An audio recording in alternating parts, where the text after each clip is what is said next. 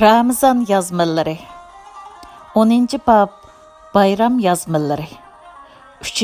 bölüm Ömrü Ramazan bolgan kişinin ahirde heyet bayram boludu. Ramazan bazılarımızın hoş halda, bazılarımızın boş halatı tapdı.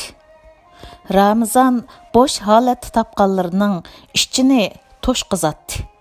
Naxoş bolğanlarını xoşal qılatdı, elbette. Şunda qılatdı, lekin bazılarımız Ramazanның özümüzni to'ldirish uchun qalbimizni ochmadik. Ramazanның ishpori hidiga o'zimizni topshirmadik. Zehnimizni Ramazanga yudirmadik. Qalb ishkini ochmaganlarning balki bir o'ziri bordir.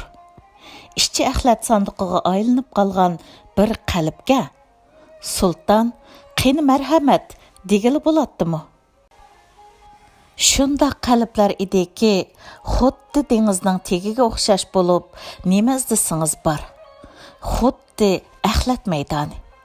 Turlik dunyoliklar, ko'nrab ketgan savdolar, tetimotut bo'lib ketgan havaslar, oxirlash oldida turgan orzular, gunohlar tamchilgan yerni qoraytiyotgan laklar. Shundaqdimi ichish kerak edi qalblarni.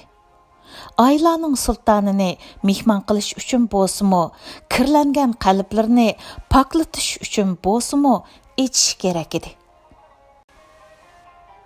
Ramazanның miski anbar kabi huzur beg'ishlig'icha hidiga o'zini topshirmaganlar. Kim biladi, as hushini topolmay qolgandi balkim. Başqalarni va narsalarni tepish uchun adresini, ism kartini saqlab qo'ydi. Ammo o'zini izdiganda qandoq topadiganligiga ko'ngil bo'lmadi. O'zini yo'qotib qo'yganlikdan as hushiga kelishda qiynaldi. Zehnini Ramazanga yo'g'izmaganlar. Aql ro'za tutmaydi deb o'ylab qolgan o'xshaydi. Halbuki aqlmi xuddi qalb, ko'z quloq, til va lav, qo'l putga o'xshash ro'za tutadi. Ammo ular ro'zani oshqozonni boshqarish deb o'ylab qoldi. Ko'ngil ishkini Ramazanga ochganlar. Ramazanning butun ehtishomi bilan kelib taxt qurganligini ko'rdi. Mehmon 10 barkat bilan kelib, birini yeb, 9'ını sahibxonga qo'yib ketadi. Ramazan sultoni 1000 barkat bilan keldi. Hech narsani yemay, hammasini qoldirib ketdi. Uni yaxshi ko'rgan edik, xuddi jannatdan kelgan bir bodi saba, bir sahar shamili edi u. Ko'nglimizni so'rinlatdi va qaytib ketdi. Go'yo jannatdan kelgan jannatga qaytadi degandek qiladi. Har narsa asliga qaytadi, shundoq emasmi? Xuddi, ey inson, senimi surgun qilingan makoning jannatga chaqiraman degandek qiladi. Yana, ey inson, men har yili sen surgun qilingan jannatni unutib qolmasin deb kelaman, davatqandek edi. Yana shu o'tkinchi dunyoda bog'larga, bog'chilarga, bahorga, gul chechaklarga, o'rmonlarga, daryolarga, shaqiratmalarga qaragan vaqtingda his qilgan tuyg'ularing aslida tunji ko'z og'riqing jannatga bo'lgan seg'inishingning bir parchasi. Men mana buni sana his qildirish, odam otangdan miros olgan bu puroqni sana eslatish uchun keldim demoqchi bo'lgandek qiladi. Mana endi u ketyotidi. Sulton elvida deyotidi. Ro'zini faqat oshqozni bilanla emas, qalbi bilan tutqanlar bu ketishga qalbdan inkas qaytirsin.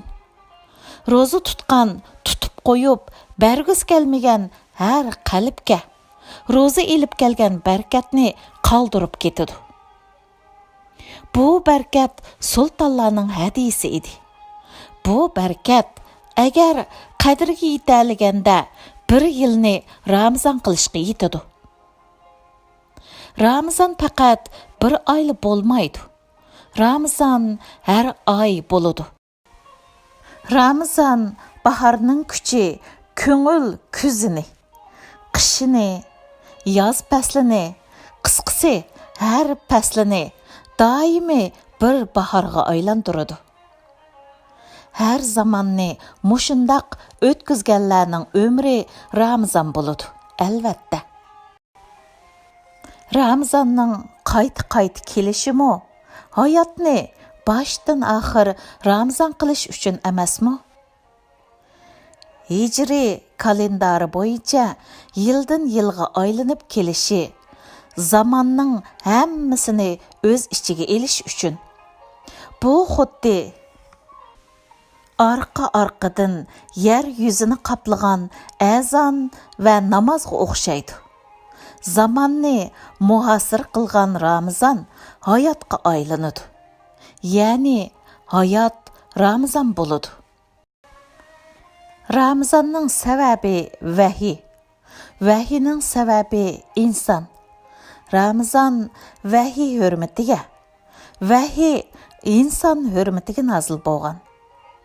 Ramazon vahiyning libosi.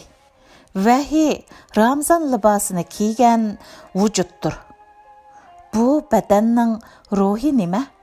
Deb so'rasangiz, u insondir deyman. Vahiy nozil bo'lgan kecha bir umrga teng keladi. 1000 oy 83 yilga teng keladi. Vahiy nozil bo'lmagan bir umr bir kechaga haba bo'lgan, isrof qilingan bir umrga o'xshaydi. Bu ahvolda Ramazonga aylangan bir umrning nimaga loyiq bo'lganligini so'rashning hojati bormi? Albatta, jannatga loyiq. Heyt, mana buning mukofotidir. Heyt, qalbning burniga jannatdan bir puroqning yengil urilib o'tishidir. Bu kunlarda farishtalarning duosi mundaq bo'lsa kerak. Ömrünüz Ramazon, oxirtingiz Heyt bayram bo'lsin. Tugidi.